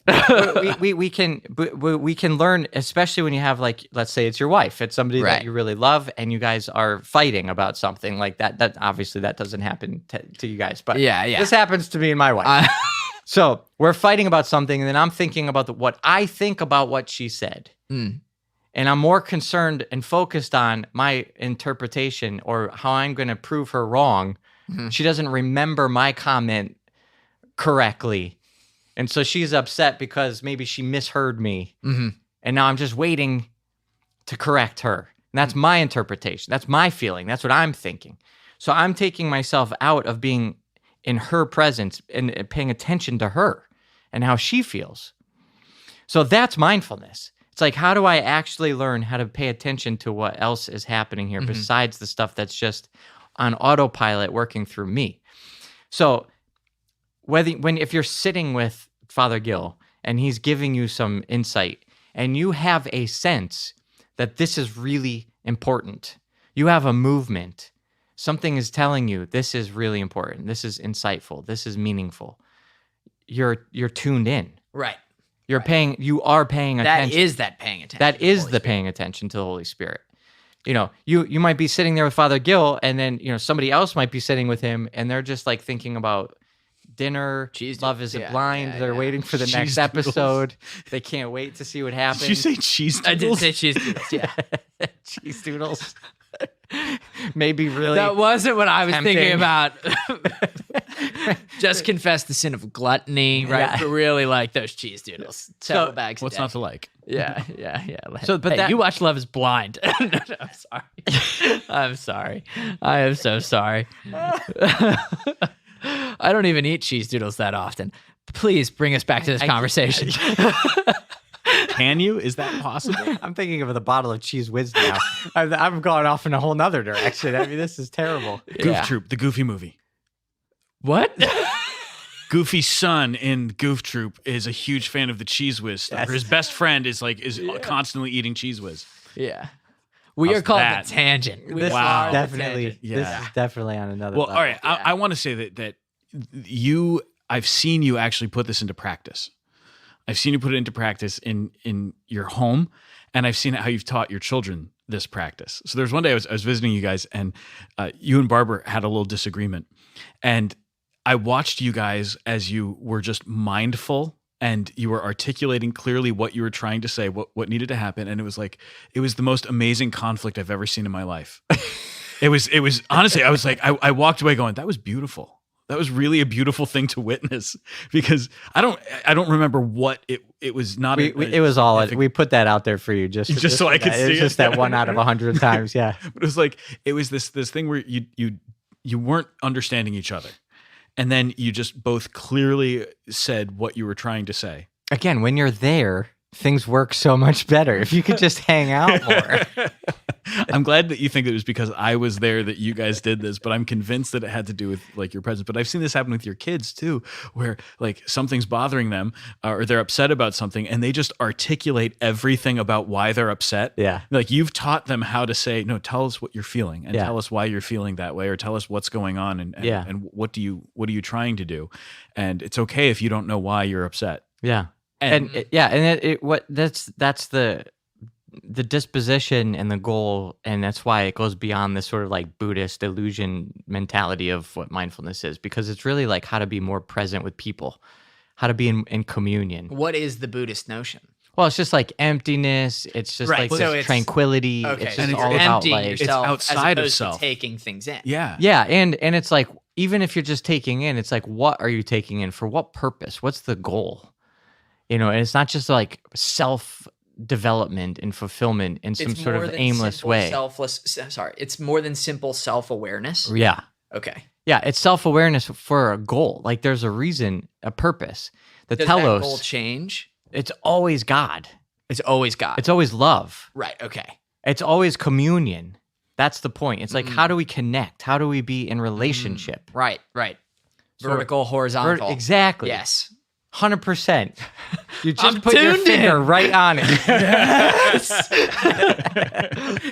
This is Wow. I Yet literally- another reference to Dr. Scott Hahn. I literally show an animation of bevel gears, which is like a horizontal gear that moves a vertical gear to Okay. explain this. And it's like, yes, because when we go out of ourself, when we're present to another person and we're receiving another person, we're actually vertically transcending and being in relationship with God. Right. I mean, it's the cross, right? It goes up and it goes sideways. Exactly. So being tuned in has a goal, which is we become the best version of ourselves. Yes, we are fulfilled in that sense because we're made to be saints, which is to be in the communion of saints. So yes, that is true that we are becoming happier, we are becoming more at peace, we are becoming fulfilled, but not as an end in itself. Right. The end in itself is to become who God created us to become, and it also happens to be the case that it makes us happy. Right. Yeah. You know, What a he wonderful made us that way. Yeah.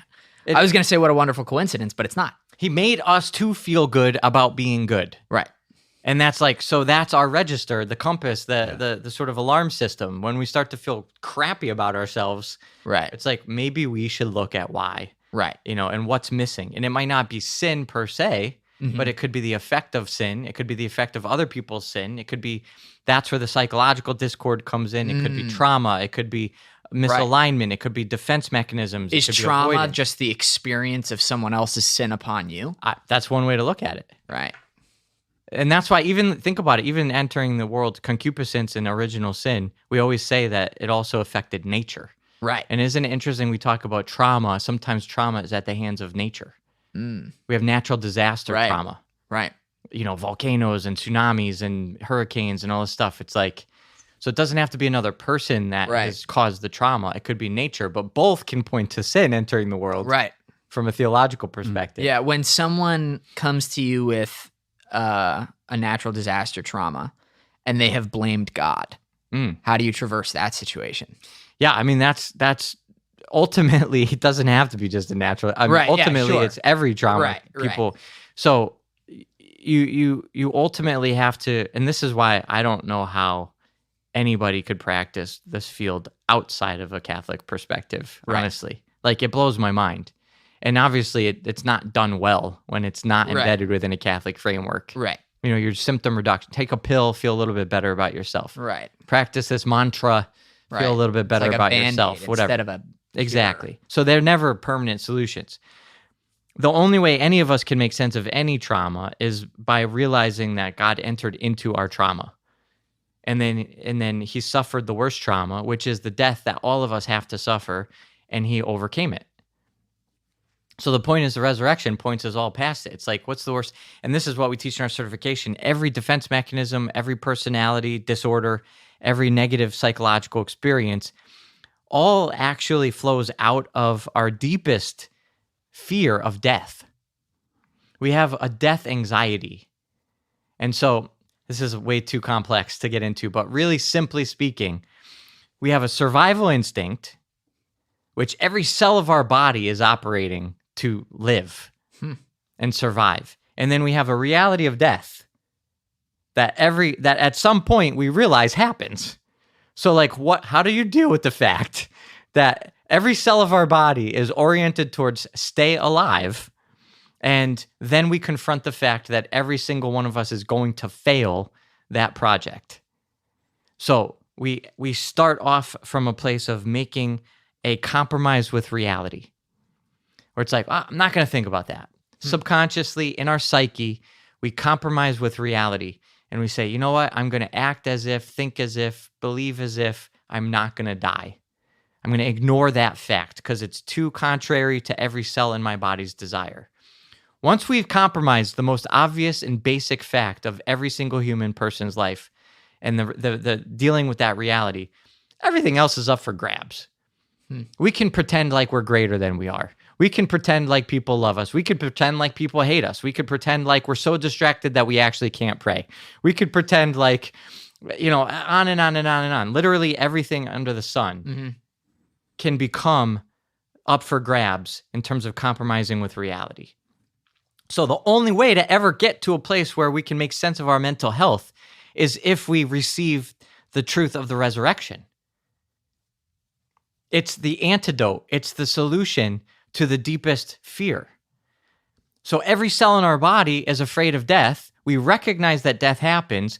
We shut down because we don't want to deal with that reality until we develop a spiritual maturity. And then we say, wait a minute. Let's go back to that thing again. You're afraid of death? You don't have to be afraid of death. Not because you're not going to die, but because Jesus overcame death. Right. And if you follow him, that's your answer. Right. You can overcome death. Now you can give real peace to every cell in your body that has a survival instinct. And by the way, it's resurrection of the body. Right.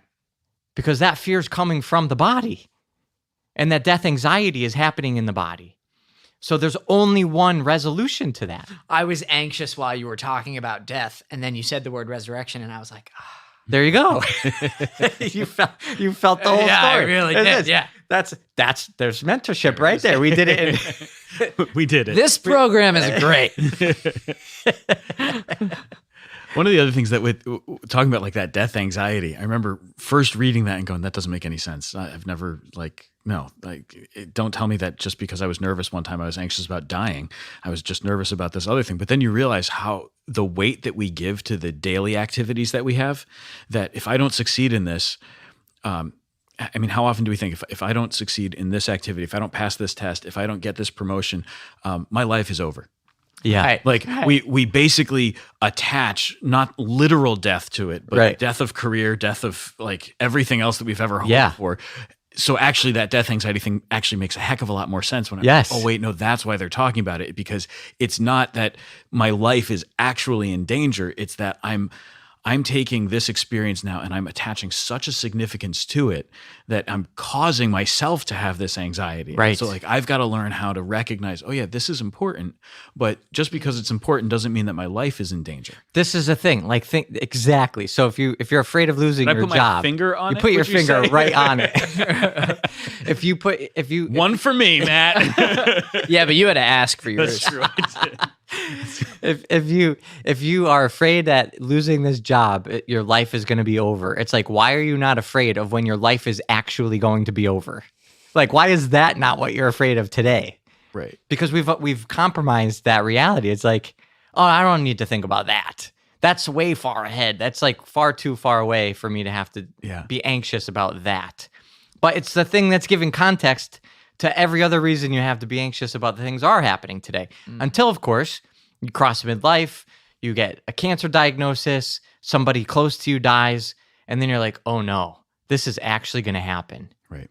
And then it starts. And then when people are on their deathbed or in that last stretch of life, they're like, I can't believe I was so wrong about what I thought was important. All these things were not life and death, because life is life and death. Right. Yeah. It's like, I could have just like skipped work. I could have spent more time with my kids. I could have spent more time with my spouse. I could have taken the extra vacation. I could have whatever. And that's the confrontation with the reality of death. And so that is really actually underneath all of our other problems. Yeah. And, so I remember I went to Father Joseph and talked about this anxiety I was having about this particular issue. And his response to me was, Matt, where's your peace? Why isn't your peace in Christ? Right. And so just like the underlying anxiety is that fear of death, and the peace to that anxiety is the resurrection. Yeah. Even in this very practical sense, where's your peace? Okay, my peace is in Christ. Okay, it gets rid of that underlying issue, and as a result, it also gets rid of that proximate issue. Yeah. You blew my mind. There it is. Wow. One of the things with the Catholic mindfulness is, all right, the first just that awareness in the present moment and how relaxing that becomes. You do the mindfulness exercises like the body scan. Fell asleep for like the first 3 days that I was doing that exercise. Yeah. It was rough because I'm trying to do the exercises. I keep falling asleep doing the exercise. But you're so far ahead doing the exercises already. If you're sitting down to do the exercises, it's okay. I tell students all that. It's fall asleep. That's great. At least I know you're doing the exercises. But it was like finding the time to do the exercises. Honestly, that was like the biggest challenge at the beginning. Was like, I've got to find time to do it. And then once I found time to do it, and I can make this happen. Then I started to really actually experience just some daily peace with it. Mm-hmm. Like, okay, I found myself calming down. But one of the most important aspects of it that really has stuck with me and has been something that I've been able to apply is the idea of just being aware of what's going on without judgment, and being aware of what's happening without judgment, because so often as I become aware of whatever it is that's going on, like whatever it is that I'm thinking or feeling, I think that the most natural move that we have is to start blaming ourselves for it, mm-hmm. or getting upset about it. Like, I shouldn't be feeling like this. I should be feeling better. I should be okay. I shouldn't be upset. I should be calm, but I'm not calm right now. And then we get more worked up because we're not feeling calm or something like that. We're criticizing ourselves for not being calm. And then as we're criticizing ourselves, we're like beating ourselves up. Right. And then we start getting defensive to ourselves. So it's just like this civil war going on right in our hearts. Yes. And what a mess that makes of it. But then like, I've talked to people about this in mentorship. We just want to acknowledge what's happening. This doesn't make you a bad person. This doesn't mean that you're doing anything wrong. Just what are you feeling? What's the experience right now? And I want you to know that it's okay to just examine what you're feeling. Mm-hmm. To examine what's going on in your mind and in your heart and recognize it. Let's just name it. Mm-hmm. No judgment attached at all. And then we can start to work on it. Then we can start to talk about what that means and what might be a good way to address it. Instead of getting into that place where I'm not supposed to feel this way, I should be more patient and I'm not patient enough, or I should be more like this. And then I'm realizing like that's 90% of confession. Yeah. Right. In the sacrament, that's what you hear all the time is like, I'm not praying enough, or I'm not attentive enough when I go to mass, or I'm not doing this enough. And so it's beating yourself up about these things. And it's not even a specific sin that's been articulated yet. Mm. It's just this general sense of I ought to be something that I'm not right now. And I was, well, but what'd you do? Let's talk about the thing that actually happened.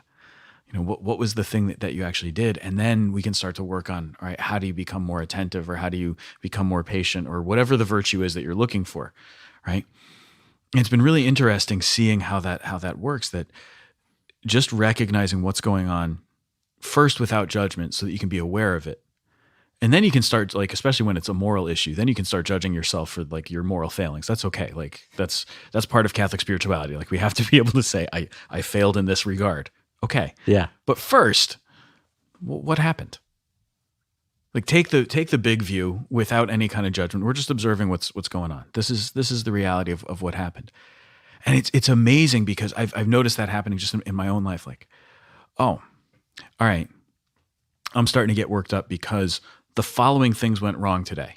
And now I'm at this point in the day, and I've had to deal with trying to fix things or just stresses that I wasn't expecting.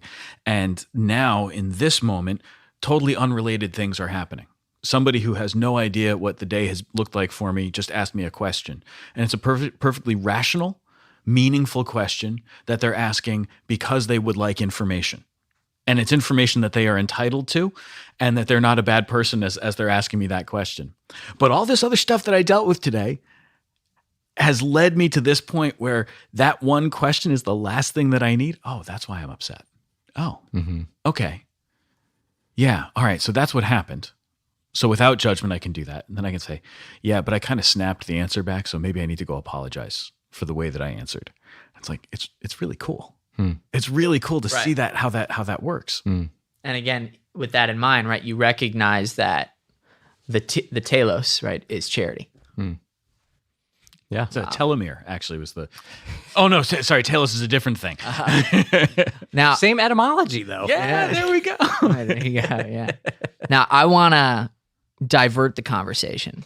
Okay. Because on your Instagram account, you talked about how you will be publishing plays from John Paul II. Oh, yes. So I want to talk about why you're excited about that. Why wouldn't I be excited about that? End of podcast.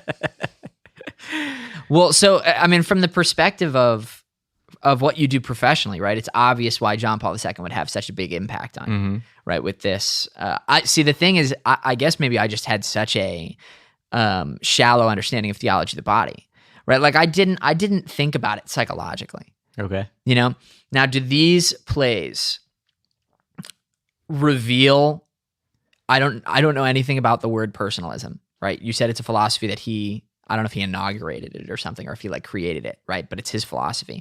Does it reveal his personalism, or so like is it connected to Catholic Psych intrinsically? I don't know. Do you know what I'm saying? I do. Yeah, I totally get it. Because actually, when I was assigned to read The Jeweler's Shop, I was like, why? Why am I reading a play? And then it actually started to make sense when you're oh. I mean, listen, at Cardinal Kung, so I've used Tolstoy during health class. Right. So like I'm no foreigner to the idea of like literature getting something across, you know, but I don't know. So, I mean, we could really do like another 3 hours on this. Right. Okay. So we don't probably have shouldn't. to. Yeah. I want to questions are, respect like, your time. Super exciting for me. Like I'm like giggly geeking out nerdy on this Awesome. stuff. So Would you say you are a foofy? I would no. This is no, far this from isn't foofy. Far from foofy. There's Okay. too much I substance have for this to be misunderstood the foofy. term Yeah. foofy. Okay. Foofy is like superficial. This is like Oh, this is the opposite. this of is foofy. as serious and Right, as, okay. as heavy. Sorry for as can be. suggesting No. foofy as a descriptor. So all John Paul II's personalism. There's different people who use that word, but he's articulated a very specific manifestation of it. He for any philosophy people out there, Okay. he marries together Thomistic metaphysics and philosophy with a contemporary kind of philosophy called phenomenology. Right. So he basically brings the tradition of the church into the 20th and 21st century. And he did so by actually being really inspired by beauty. And so beauty was really his first heart's sort of movement. And he, in high school, and it was in drama, and he did plays, and he loved to express ideas through the drama of the theater and the spoken word. And he would take these really high abstract concepts and put them into moments of a dramatic experience. And so we can see in his work in his 20s, the philosophical foundations that grew into love and responsibility, and then theology of the body. And then beyond that, his whole ecclesiology, everything he did as Pope, Right. in terms of how to evangelize, the purpose of the church, what it is to be a body of Christ, his understanding of subsidiarity and solidarity, the way that he talked about political events, the way he talked about the feminine genius and understanding the plight of women in the last 20th century, all like on and on and on. Everything was a fruition of his personalism. And in his plays, we see the beginnings of his personalism. Wow. Cool. So he's got two that are very philosophical. One is called Our God's Brother, and the other is called The Radiation of Fatherhood. And Our God's Brother is about an artist who is an actual character from Poland, Adam Chmielewski. I think that's probably a mispronunciation. Fair enough, yeah. And in the play, and this is real life what happened, he is wrestling with the purpose of art. He's a painter. There's riots happening around the city because of political unrest. There's communism is happening in Poland. And long story short, it goes from his sort of like high class, high society cocktail party with other artists at these art shows to wrestling with the meaning of poverty. And then he meets these homeless people, and then he actually gives up his life to follow Christ and becomes a monk or a brother out on the street. So the last scene, you see this alleyway where there was a bunch of homeless people, and now the whole thing is swept and cleaned up, and there's a crucifix at the end of the alley, and the brothers now are all in the religious order that this guy started, and they're sleeping in bunks built into the alley. And this is a true story of a saint named Saint Brother Albert. Wow. So Saint Albert was canonized by JP2. And and it's about a person that he wrote a play about in his 20s. Wow. So it's like the coolest story. But then you read and you unpack this. It's the whole thing is about man's search for destiny and who we're called to become. Everything JP2 said was become who you are. So each of us has a story of our own sainthood in the making. And so he literally wrote out the play of Adam turning into Brother Albert. And it's like here, Adam is the art. Adam is the masterpiece. It's like chiseling a statue out of a block of marble. And God is the artist, but works with us. So we are collaborating with God, who is the master artist, but we are doing the chiseling ourselves to become the end result statue that we're made to become. And this is all his philosophy. This is all his theology. This is why theology of the body is so important, because it's like, all right, what is that? How does that happen in marriage? How does a married couple become who they're created to become in the image of God, who is communion of love? And so that has particular implications. What does this mean for artists? He wrote a letter to artists, and he talks about that formulation for artists. He talks about literally everything. There's a document, The Church and the Internet, from the 90s. That he wrote? Wow. It was like the dicastery for communications, or I forget exactly where, but he was the source of it. If the church is known for anything, it's its work with the internet. Right. Like, but you can we're read famous that. for like websites being 10 years out of date. And Chris Altieri, friend of the show, he said the church's motto is yesterday's technology tomorrow. That's great. But in at least the theoretical documentation of this, you can read it in that document. It's like, wow, he's like, this is coming from JP2. Like, this is all about this whole idea of become who you are. And it's like God meets us where we are to help us become what we're created to be. And that's why this phrase, become who you are, is so, it's like syntax doesn't make sense, but it's actually It's profound. a beautiful, profound reality. And so yes, these two plays, they're out of print. They are good. They're worth a read. Right. But I got them in graduate school. I had a teacher who taught me JP2, who was at Catholic U, at JP2 Institute and other places, but he introduced these plays to us. But he told us, like, these plays are out of print. It's really hard to find them. So of course I went and found one, and it was in a book that I found, at a used bookstore or whatever online. It was like $450 to get this rare book. And ever since then, I photocopy the pages and I, hand it out to students and people, whatever. But it was like, I would love to just be able to reprint this. So I just took a stab in the dark. I was like, why don't I find somebody at the Vatican and write an email? And I got an email back. And the person at the dicastery was like, oh, it's not in print now in English? I was like, no, it's out of print. And I sent her like the copyright of the page from the book, and I showed how it's actually the company that published it is not even in existence anymore. So she was like, oh, sure, if this is not in print, you can totally put this in print. What the So heck? next thing you know, I have a contract from the dicastery for communication and this whole thing. And then we found the original translator who did the original one that was when it was in print, and he was approved by JP2 in his translation. So that translator, he has since passed away, but his family, his estate has the rights to his work. So I got the daughter to agree to let us use the translation. So we're not like creating our own translation or anything. Yeah. We're just basically bringing it back to life that was previously out of print, so then we can make it available for people. That's Dr. Greg Bottaro, founder of the Catholic Psych Institute, host of the Being Human podcast, author of several books, and Vatican contractor. Again, have no idea what I'm doing. I have so much hope for my own life and career. Look, on the things you expected to be adding to your resume, book publishing and contracting for the Holy See were not things that you would have anticipated. Definitely not. I probably would have tried to avoid both of those things. Wow. That's pretty cool. Yeah, so hopefully by Easter we're going to be able to put that out. And oh my gosh. Well, I'm going to buy a copy. Definitely do so. That's awesome. Amazing. All right. This has been great, and you've been real generous. Yeah. You give us so much time. Thank you. Yeah, my pleasure. This is a lot of fun. Yeah. Yeah, I will. I told Father Sam I'm gonna return the favor and have you guys oh, beautiful. come on my show. Awesome. So where can people find your stuff? CatholicPsych.com. Catholic Psych is our handle everywhere. Instagram. I actually just canceled a TikTok account. So I have a podcast episode coming out on this now. I haven't been on TikTok. I was horrified when I went on there to see what our social media contracts, we have a outsourced social media stuff. I was like, let's get on TikTok. Why not? Yeah. And then I went to check up on it and I was horrified.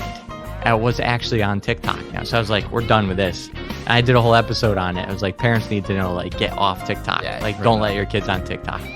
But, so you're not going to find us on TikTok.